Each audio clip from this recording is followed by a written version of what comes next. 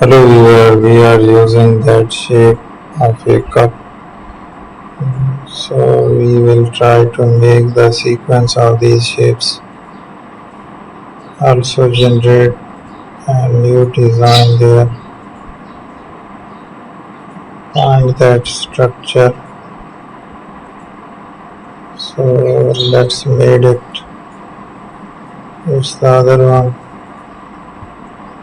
we are using there.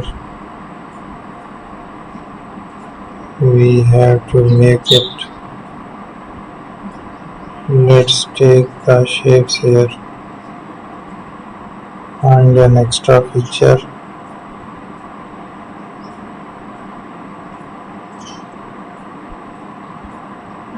Thank you for watching our video. Don't forget to subscribe.